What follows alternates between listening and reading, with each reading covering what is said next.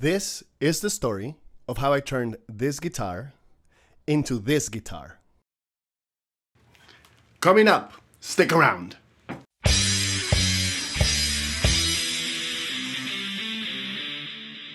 Hola chamitos, Eric Barragán presente y bienvenidos a Chamito Guitarra. A year ago I bought a black Squier Bullet Strat. I bought it for $75. The purpose was to use this guitar to learn the technical side of the guitar. And I'm talking about setups, pickup heights, pot changes, capacitors. $75 seemed like the correct amount of money to spend on a guitar to learn. Now, that was last year, obviously. I realized that that project was going to be a bit more advanced compared to what I knew at the moment. So I decided to mod my Telecaster, my Dark Lily. It was a standard made in Mexico Telecaster.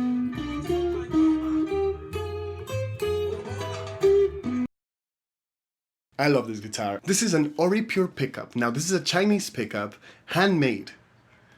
If you're curious to know the saga of Dark Lily and all the adventures modding this guitar, there's gonna be a link at the bottom, yeah?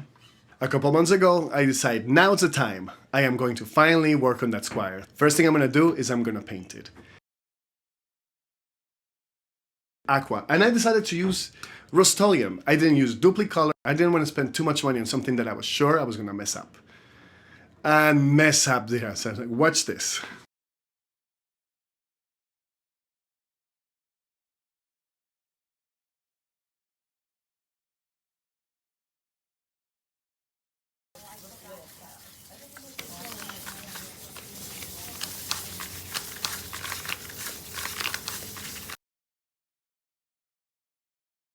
So I tried spray painting the guitar behind me, the Strat, and I forgot. I completely forgot the technique. I started from the middle, and I went like this. Middle, side, back to the middle, back to the side. You can see clearly there where I fucked it up. I've just touched it as well. So I have to wait till this dries, and then redo it. No, this dries, scuff it up again, and then try again. That's insane that I forgot. I like the color though. So I did it the second time. I placed the guitar flat on top of a picnic table that we have in the backyard. The technique was sound. I started all the way over here to the side and then so that worked. First coat, it came out alright. Second coat came out alright, but then I realized, oh, I can only do the front. Because if alright, fine, I said. I'm just gonna do the front and the horns and the sides. Horns on the sides. The minute I came over here, it bunched up on me, ruined. Again, I had to wait a couple of days, scuff it up again, to try again. And I apologize for not having video of the second or third times. The third time, I hung the guitar by the hole it has over here. I hung it.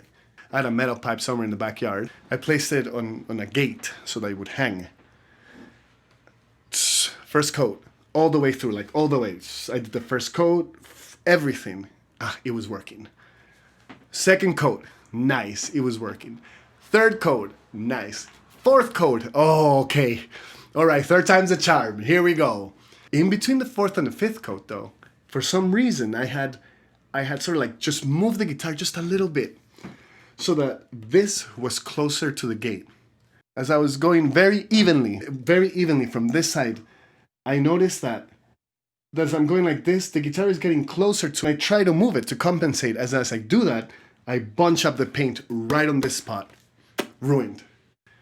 Again, I had to wait a couple of days so I can buff it again, so I can do it again.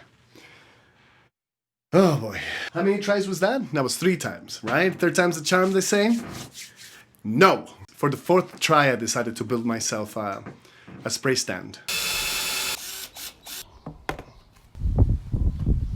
A shout out to Brad Angove.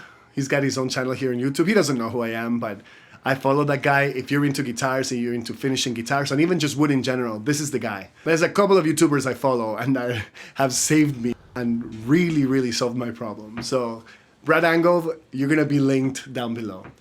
I got my spray stand ready and I did it. It worked. I was turning that pole, painting the guitar.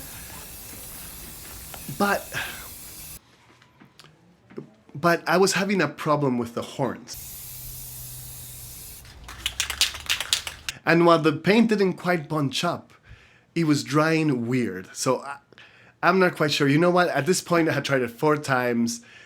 Nothing, it didn't look bad, but it just didn't look perfect. So you know what? Okay, whatever.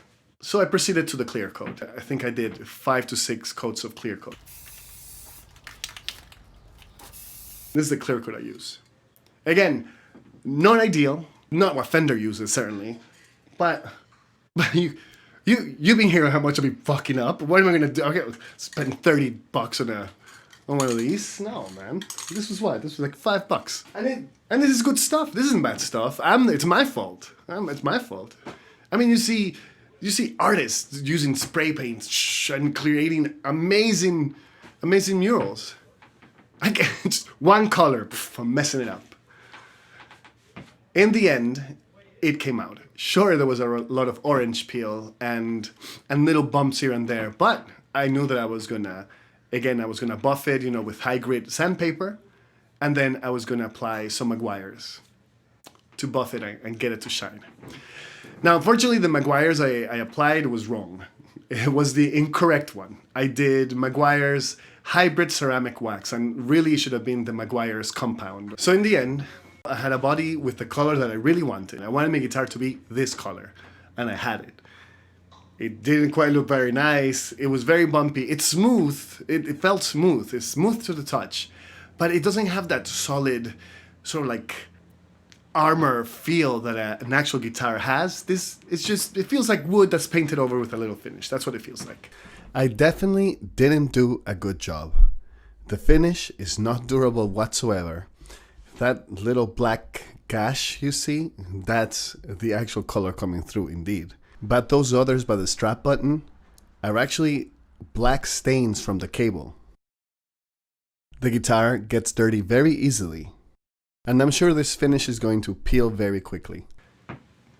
I am going to repeat it. Thank you for watching part 1 of the Squier Strat saga. I think I'm going to name this guitar Smilo. My son's name is Ilo, and he's always smiley. So, Smilo, if you enjoyed this video, please hit like, don't forget to subscribe, and hit that bell so you're notified whenever I have another video. And part 2 of this saga is coming up very soon.